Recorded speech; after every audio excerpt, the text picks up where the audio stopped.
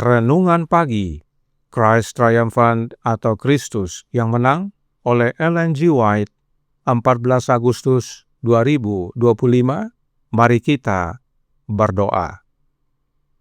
Bapa kami yang di sorga, Allah pencipta langit dan bumi, laut dan segala isinya, Allah yang maha besar, maha kuasa, sumber segalanya, yang kami sembah selalu melalui anak-Mu yang tunggal, Yesus Kristus. Terpujilah Yesus, anak Allah yang maha tinggi, yang adalah roh yang menghidupkan bagi kami.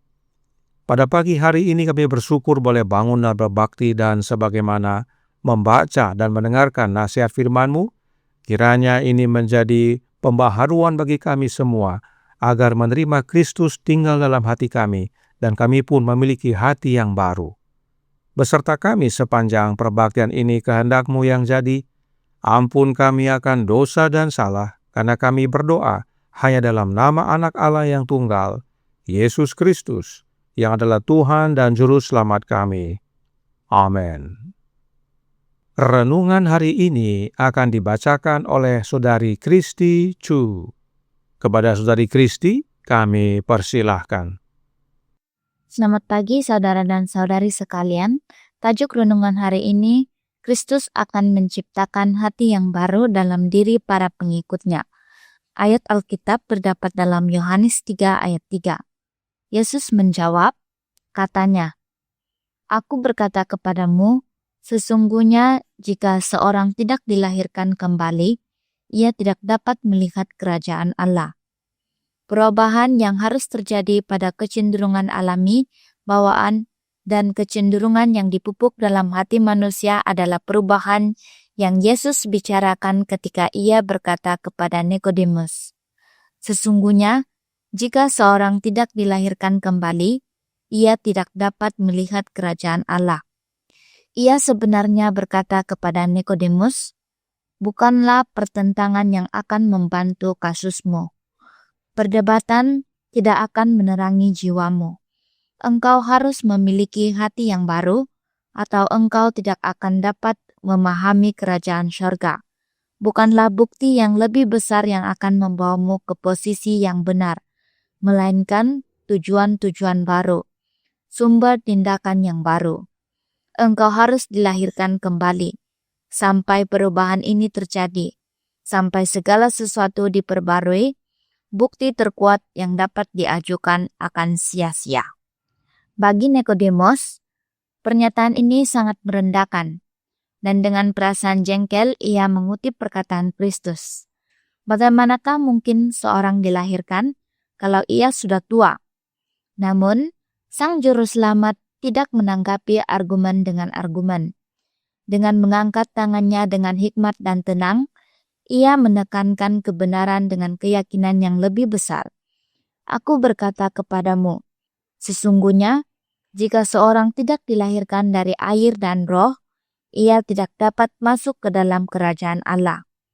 Perkataan Kristus menyampaikan pelajaran bahwa alih-alih merasa kesal atas kata-kata kebenaran yang lugas dan terlena dalam ironi, Nikodemus seharusnya memiliki pandangan yang jauh lebih rendah hati tentang dirinya sendiri karena ketidaktahuan rohaninya.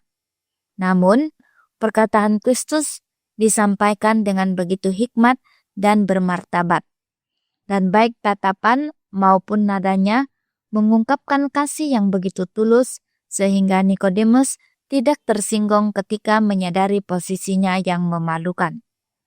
Pelajaran untuk Nikodemus ini saya sampaikan sebagai pelajaran yang sangat relevan bagi mereka yang saat ini memegang kedudukan penting sebagai penguasa di Israel, dan yang suaranya sering terdengar dalam sidang, membuktikan semangat yang dimiliki Nikodemus.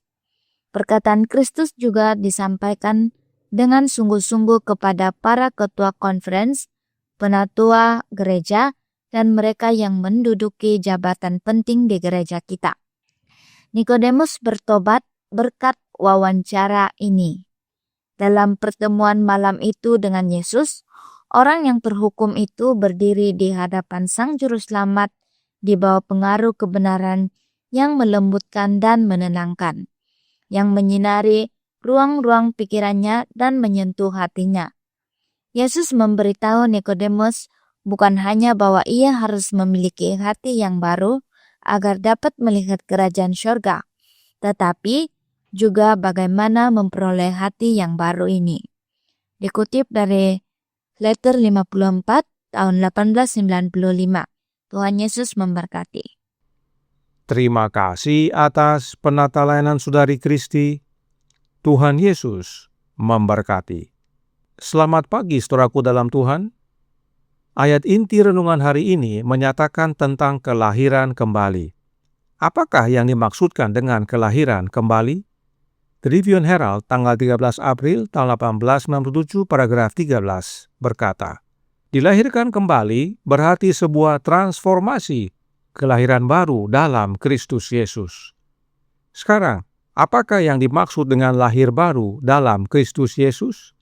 Manuskrip 63 tahun 1900 paragraf 8 berkata, kelahiran baru ini berarti suatu pekerjaan yang dilakukan melalui menerima Yesus Kristus, firman Allah yang hidup dan kekal selamanya. Kelahiran baru dalam Yesus artinya kelahiran baru dengan cara menerima Yesus itu sendiri. Itu sebabnya disebut lahir baru dalam Yesus. Nah, perhatikan apa yang Yesus jelaskan tentang kelahiran baru dalam renungan pagi hari ini. Christ Triumphant halaman 233 paragraf 2. Ia sebenarnya berkata kepada Nikodemus, bukanlah pertentangan yang akan membantu kasusmu. Perdebatan tidak akan menerangi jiwamu. Engkau harus memiliki hati yang baru, atau engkau tidak akan dapat memahami kerajaan sorga. Bukanlah bukti yang lebih besar yang akan membawamu ke posisi yang benar, melainkan tujuan-tujuan baru, sumber tindakan yang baru. Engkau harus dilahirkan kembali. Sampai perubahan ini terjadi, sampai segala sesuatu diperbaharui, bukti terkuat yang dapat diajukan akan sia-sia. Ini nasihat yang baik sekali bagi umat-umat Allah yang suka dengan berdebat. Bahkan, ada orang-orang yang sepanjang hari dan sepanjang malam berdebat di grup WA. Sepertinya pekerjaan mereka hanya berdebat di grup WA. Tapi apakah ada hasilnya? Tidak ada. Tidak ada yang bertobat dan menyerahkan dirinya dibaptiskan dari berdebat. Itulah sebabnya Yesus berkata kepada Nikodemus untuk lahir kembali. Sebab meskipun kita berikan bukti nyata dan kuat dari Alkitab akan kebenaran yang sejati, namun jika belum dilahirkan kembali, maka kebenaran yang disampaikan akan sia-sia. Dan itulah yang terjadi dalam grup-grup WA yang suka berdebat. Siang malam berdebat dan tidak jarang saling menyudutkan, dan hasilnya kesia-siaan. Sekarang juga ada debat live di TikTok. Tidak ada yang bertobat. Malah banyak yang jatuh sebab terbawa roh setan. Karenanya penting untuk lahir kembali, yaitu memiliki hati yang baru di dalam Yesus. Roh Nubuat berkata dalam suratnya nomor 54 tahun 1894 paragraf 13. Mereka perlu dilahirkan kembali, dan bagaimana kelahiran baru itu terjadi tidaklah penting selama hati diperbaharui. Ketika doa dipanjatkan dengan tulus, jadikanlah hatiku tahir, ya Allah, dan perbaharuilah batinku dengan roh yang teguh. Suara Tuhan menjawab, kamu akan kuberikan hati yang baru, dan roh yang baru di dalam batinmu, dan aku akan menjauhkan dari tubuhmu hati yang keras, dan kuberikan kepadamu hati yang taat. Rohku akan kuberikan diam di dalam batinmu, dan aku akan membuat kamu hidup menurut segala ketetapanku, dan tetap berpegang pada peraturan-peraturanku dan melakukannya. Mazmur 51 ayat 12, Yeskiel 36 ayat 26 dan 27. Lahir kembali itu ada hubungannya dengan hati dan roh. Dan yang perlu lahir kembali bukan fisik, tetapi kerohanian kita. Inilah yang Nikodemus salah mengerti. Yang Yesus maksudkan bukan kelahiran secara jasmani, tetapi kelahiran secara rohani.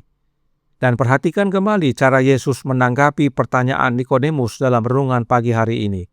Christ Triumphant halaman 233 paragraf 3.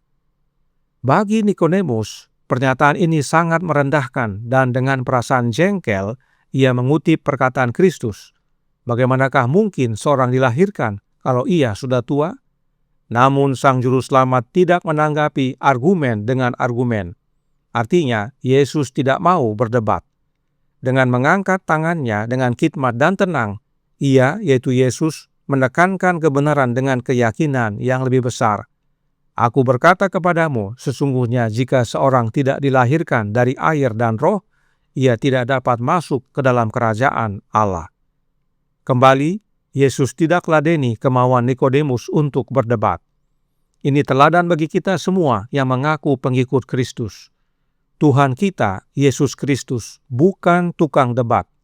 Karenanya, bila Roh Kristus berkuasa dalam hati kita, maka kita bukan tukang debat. Dan untuk menjadi umat-umat yang bukan tukang debat, kita harus lahir kembali dari air dan roh. Karenanya Roh Nubuat berkata dalam manuskrip 66 tahun 1901 paragraf 5. Kristus memberitahu Nikodemus bahwa ia harus dilahirkan kembali, bahwa ia harus memiliki hati yang baru. Kata-kata ini berlaku bagi banyak orang yang melayani di tempat-tempat yang bertanggung jawab. Mereka tidak memiliki hati yang baru yang mengalirkan aliran darah rohani yang murni ke seluruh tubuh, menciptakan kehidupan baru dan menguduskan kehendak untuk melayani Sang Guru. Inilah pentingnya memiliki hati yang baru. Sebab jika kita memiliki hati yang baru, maka ada aliran darah rohani yang murni mengalir ke seluruh tubuh rohani kita, sehingga hidup kita menjadi baru sebagaimana hidup Yesus. Kita mengabarkan kebenaran bukan dengan cara berdebat, tetapi dengan cara Yesus.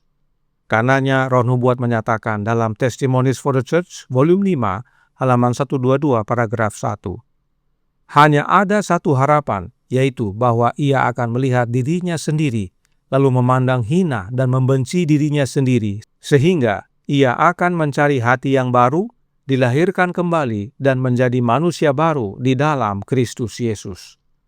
Roh berdebat tidak membawa keselamatan. Roh berdebat membuat orang tidak dapat melihat kerajaan Allah. Dan Nikodemus akhirnya sadar akan hal ini. Dia bertobat, menerima kelahiran kembali di dalam Yesus. Sebab hanya yang di dalam Yesus yang dapat melihat kerajaan sorga. Renungan hari ini menutup dalam Christ Triumphant halaman 233 paragraf 6. Nikodemus bertobat berkat wawancara ini. Dalam pertemuan malam itu dengan Yesus, orang yang terhukum itu berdiri di hadapan Sang Juru Selamat di bawah pengaruh kebenaran yang melembutkan dan menenangkan, yang menyinari ruang-ruang pikirannya dan menyentuh hatinya. Yesus memberitahu Nikodemus bukan hanya bahwa ia harus memiliki hati yang baru agar dapat melihat kerajaan sorga, tetapi juga bagaimana memperoleh hati yang baru ini. Penting untuk memiliki hati yang baru, lahir kembali, tetapi lebih penting untuk tahu bagaimana caranya untuk memperoleh hati yang baru. Bagaimana caranya? Oleh menerima rohnya Yesus yang disebut Roh Kristus. Itulah roh yang baru yang Allah Bapa nyatakan untuk diberikan kepada kita agar kita memiliki hati yang baru, dilahirkan kembali di dalam Kristus Yesus. Tuhan memberkati, saya bawa dalam nama Yesus. Amin. Mari kita berdoa. Bapa kami yang di sorga, Allah pencipta langit dan bumi, laut dan segala isinya, Allah yang maha besar, maha kuasa, sumber segalanya, yang kami sembah selalu melalui anak-Mu yang tunggal, Yesus Kristus. Terima kasih atas nasihat vital pada pagi hari ini. Bukan berdebat cara kami untuk mengabarkan kebenaran-Mu, sebab roh berdebat bukan rohnya Kristus. Penting bagi kami untuk lahir baru, memiliki hati yang baru, oleh menerima rohnya Kristus, maka kami mengabarkan kebenaran dengan cara Kristus. Dan itulah yang membawa pertobatan dan pembaharuan bagi banyak orang. Karenanya tolong kami ya Bapa, karuniakanlah roh anak-Mu dalam hidup ini, dan biarlah kami semua yang percaya bertobat, membuka hati, menerima Kristus tinggal dalam hidup kami, mengubahkan tidak hanya hidup kami, tetapi menjadikan kami baru, sehingga kami dapat mengabarkan kebenaran sebagaimana Yesus mengabarkan kebenaran, dan banyak jiwa yang bertobat. Beserta kami sepanjang hari ini kehendak-Mu yang jadi. Ampun kami akan dosa dan salah, karena kami berdoa hanya dalam nama Anak Allah yang tunggal, Yesus Kristus, yang adalah Tuhan dan Juru Selamat kami. Amin.